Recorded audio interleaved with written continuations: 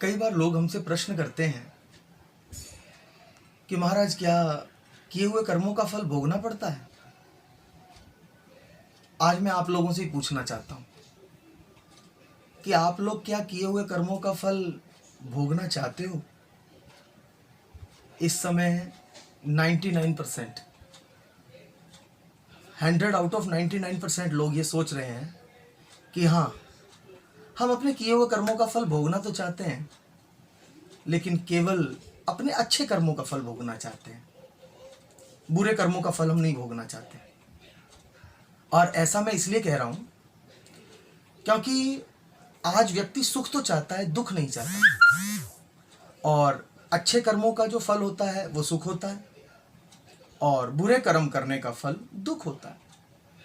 तो व्यक्ति सुख चाहता है और दुख चाहता नहीं। तो इसलिए मैं कह सकता हूं कि 99% लोग निश्चित रूप से ये चाहते हैं इस समय कि हाँ, हम कर्म का फल भोगना तो चाहते हैं, लेकिन बुरे कर्मों का फल नहीं भोगना चाहते, केवल अपने अच्छे अच्छे कर्मों का फल भोगना चाहते हैं। आप एक बात बतलाइए, एक व्यक्ति है जिसने जीवन में कभी किसी को एक गिलास पानी नहीं पिलाया, और आज कहीं अमृत वितरण हो रहा है, अमृत बट रहा है। वो कतार में सबसे आगे जाके खड़ा हो गया और सबसे आगे खड़ा होके वो कह रहा है कि जी मुझे अमृत दो। तो जो बांटने वाले हैं वो पूछते हैं उससे कि तूने आज तक किसी को पानी तो पिलाया नहीं, और अमृत लेने के लिए हमारे पास आ गया। तो जिसने कभी किसी को पानी नहीं दिया वो अमृत का अधिकारी कैसे बनेगा।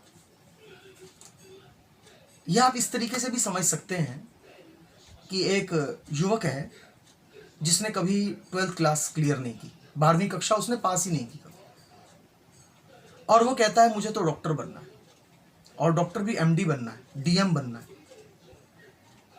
अपने क्षेत्र में बहुत सफल डॉक्टर मुझे बनना है। आप बतलाइए, आप लोग जो इस समय मेरे से समझ रहे हैं बात को, आप लोग बताइए कि क्या वो जो लड़का जिसने 12th क्लास भी क्लियर नहीं की है वो कभी एमडी और डीएम डॉक्टर बन सकता है। एक और दृष्टांत से समझो, एक व्यक्ति की जेब में 500 रुपए है और वो बहुत बड़े ब्रांडेड शोरूम पर गया और उसने बहुत सारी शर्ट्स वहां पर देखी, और बहुत सारी शर्ट्स देखने के बाद उसे एक शर्ट पसंद आई। तो उसने सेल्समैन को बुलाया और बुला करके कहा कि भैया ये कितने की शर्ट है। तो सेल्समैन ने कहा सर ये 7,000 रुपये की है। अब उसकी जेब में पड़ा है 500 रुपये और वो शर्ट लेना चाह रहा है 7,000 रुपये की। क्या वो व्यक्ति 7,000 की शर्ट खरीद सकता है जिसकी जेब में केवल 500 रुपया है। ठीक वैसे ही हमारी भी स्थिति है।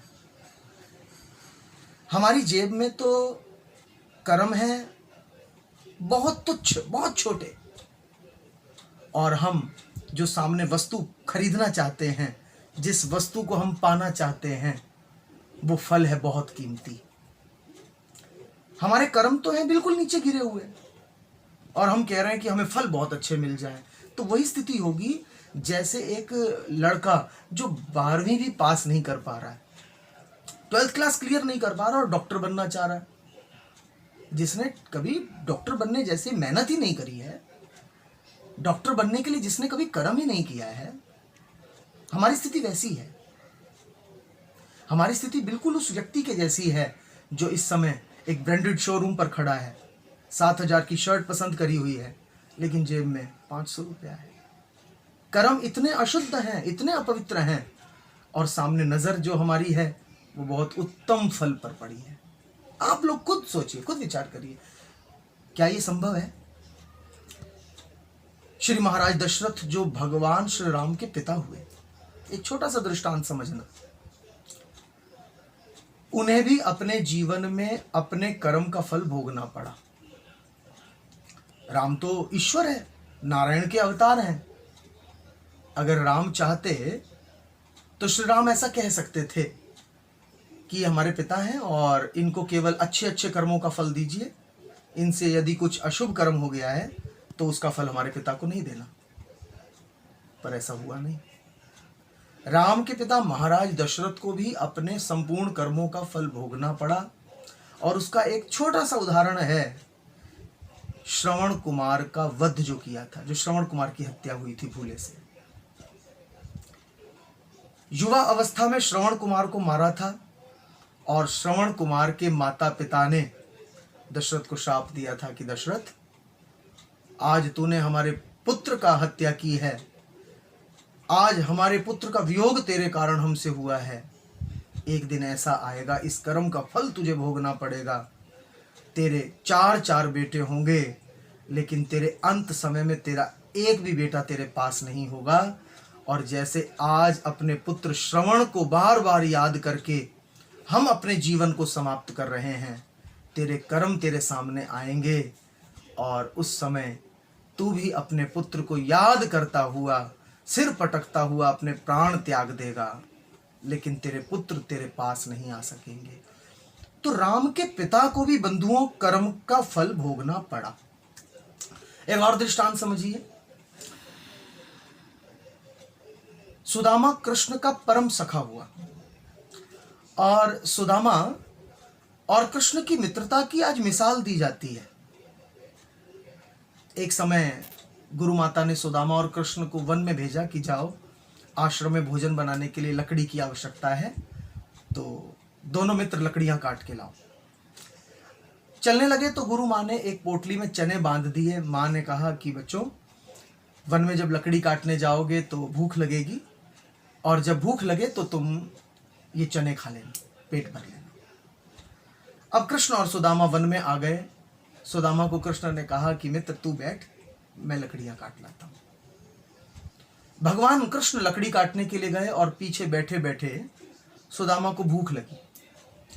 सुदामा ने कहा जब तक कृष्ण आता है तब तक मैं कुछ अपने हिस्से के चने खा लेता हूं, थोड़ा बहुत खा लेता हूं, फिर कृष्ण के संग लूंगा। अब सुदामा पोटली खोल करके बैठे और सुदामा ने अपने हिस्से के चने खाए, लेकिन पेट की आग शांत नहीं हुई। प्रिय बंधुओं, ये पेट की आग ही है जो हमसे बुरे कर्म कराती है। ये पेट की आग है जो हमसे पाप करवा देती है। आज सुदामा ने कहा कि पेट तृप्त नहीं हुआ, भूख मिटी नहीं, तो कृष्ण के हिस्से के चने भी सुदामा खा गए। और जब कृष्ण लौट करके आए तो कृष्ण ने कहा कि सुदामा, तूने वो चने कहाँ रखे हैं, पोटली खोल, इस समय दोनों मित्र बड़े प्रेम से चने खाएंगे। और जैसे ही पोटली खोली तो उसमें चने थे ही नहीं। प्रभु ने कहा चने कहाँ गए? तो सुदामा ने कहा कि वो चने तो मैंने खा लिए। प्रभु कृष्ण ने कहा कि सुदामा, तूने अपने हिस्से के चने खाए होंगे, मेरे हिस्से के चने तो मुझे दे। सुदामा ने कहा कि कृष्ण, भूल हो गई, मेरी भूख मिटी नहीं थी तो मैं तेरे हिस्से के चने भी खा गया। इतना सुनना था, भगवान की चीख निकल गई। सुदामा ने पूछा, कृष्ण तू चीखा क्यों, चिल्लाया क्यों? तो कृष्ण ने कहा कि आज मुझे बड़ा दुख है कि तूने आज ऐसा कर्म कर दिया है कि अब तेरे माथे पर इस कर्म के कारण गरीबी की रेखा खिंच गई है। अब तेरी गरीबी की रेखा कोई नहीं मिटा पाएगा। आज तूने मेरे हिस्से के चने खाए हैं और किसी का हक खाने वाला हमेशा के लिए गरीब हो जाता है, किसी का अधिकार खाने वाला हमेशा के लिए गरीब हो जाता है। अब तुझे गरीबी भोगनी पड़ेगी।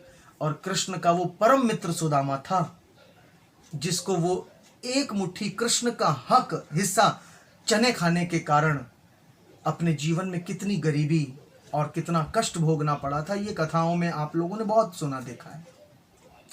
तो बंधुओं, आज मैं आप लोगों को निष्कर्ष में यही कहना चाहता हूं कि आप आस तो लगाए बैठे हैं अमृत की और कर्म किए हैं अपने पात्र में विष भरने जैसे।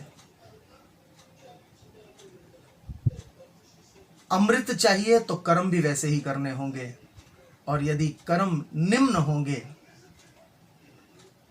अशुभ होंगे, तो भैया अमृत नहीं भरेगा पात्र में, फिर तो कष्ट रूपी विष ही आएगा। और हमारे शास्त्र में भी कहा गया है कि अवश्यमेव भोक्तव्यम कृत्यम कर्म शुभाशुभम। हमें अपने जीवन में कर्मों का फल जरूर भोगना पड़ता है।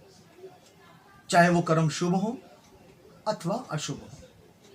ये मैं आज उन लोगों को आश्वासन देना चाहता हूँ जो लोग हमसे कहते हैं कि महाराज हम बहुत अच्छे अच्छे कर्म करते हैं लेकिन हमें फल नहीं मिलता।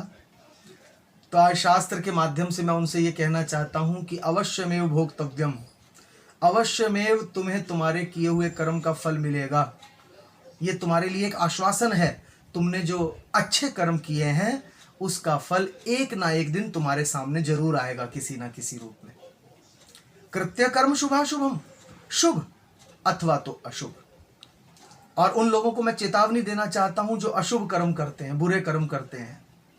जो शुभ कर्म करते हैं उनके लिए आश्वासन है कि एक दिन तुम्हारे जीवन में इसका फल एक शुभ परिणाम के साथ, एक बेहतर परिणाम के साथ जरूर आएगा। और जो अशुभ कर्म करते हैं उनको मैं ये चेतावनी देना चाहता हूं कि ये मत समझना आज तुम अशुभ कर्म कर रहे हो तो इसका फल तुम्हें भोगना नहीं पड़ेगा। जो तुम आज अशुभ कर्म कर रहे हो